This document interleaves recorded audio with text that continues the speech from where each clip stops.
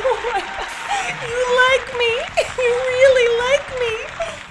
Okay, well, you all don't like me, but you know what I don't like? When a fantastic movie isn't even nominated for Best Picture at the Oscars. It really chaps my hide, you guys. So this is the top 10 biggest Oscar snubs ever. I want my mommy.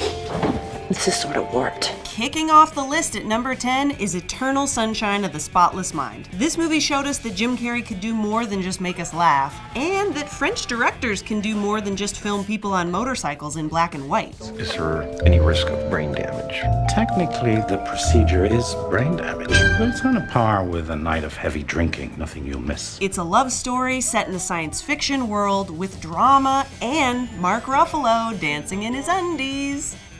And yeah, Clementine and I have the same hairdresser. You look like a tangerine. Now, number 9 was actually nominated, but it still didn't win, so it's still a snub. Mildred Pierce is about a hard-working single mother who struggles to take care of her ungrateful snob of a daughter. Monty's going to divorce you and marry me. And there's nothing you can do about it.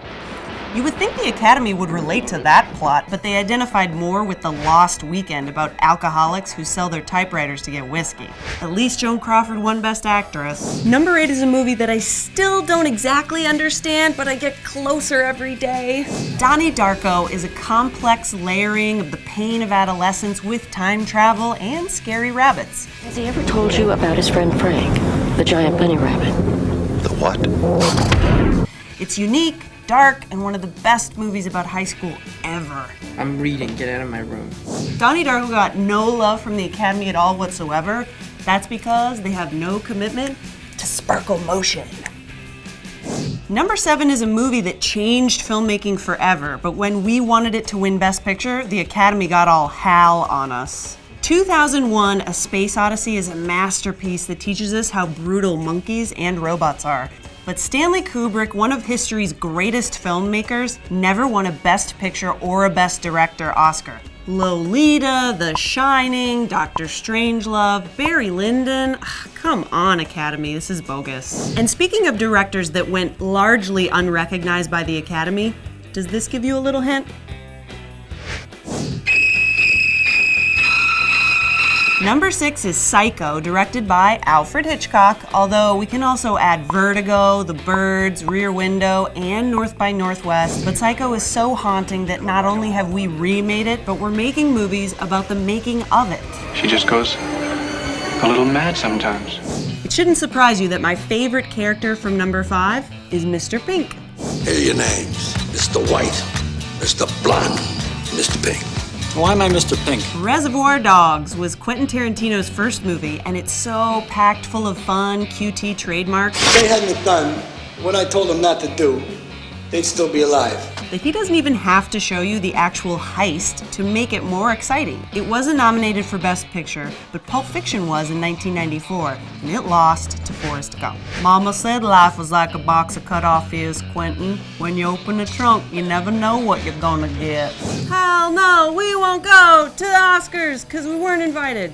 But prior to 1955, all rebels had causes. But along comes James Dean and changed all of that in Rebel Without a Cause. A bunch of suburban kids trying to learn who they are among the chaos of high school should have gotten at least a nomination for moments like this. You're tearing me apart! What?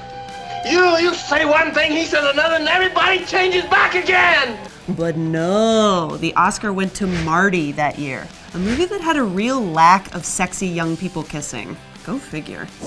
Oh my God, come down from there. The building will never support you. I have a banana. I don't have a banana.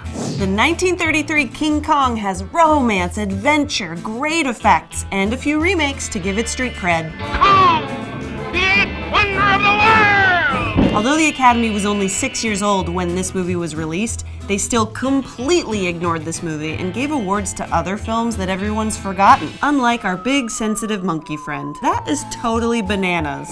And at number 2, what's the most important meal of the day? Breakfast at Tiffany's.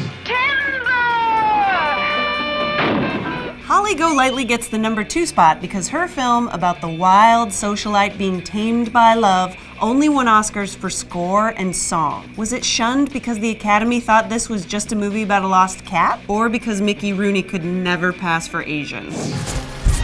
And the number 1 Oscar snub goes to... This is a glorious film, iconic in every way, hilarious, and features rain slickers prominently. Prominently, I tell you. The songs are amazing. All I do is dream of you the whole night through. With the dawn, still go on dreaming of you. You're every thought, you're everything, you're every song I ever sing. Singin' in the Rain is the standard by which all musicals are judged, by everyone except the Academy voters. So there you have it, my top 10 Oscar snubs, and you know the drill, everybody. Please do not snub me. Subscribe and comment, and I will see you next week. Jack and Uncle Al discuss their favorite holiday movies and how the ultimate Christmas story is about a bisexual, crack-addicted cop. As awards season approaches, Gray Drake lists the 10 movies that won't be on anyone's shortlist. Ben Lyons gives you his best and worst movies of 2012 and reviews Django Unchained, Zero Dark 30, and This Is 40. Devin Faraci goes off the nerd deep end in an illuminating exploration of his favorite film, Planet of the Apes. Get your film fix. Subscribe to CineFix.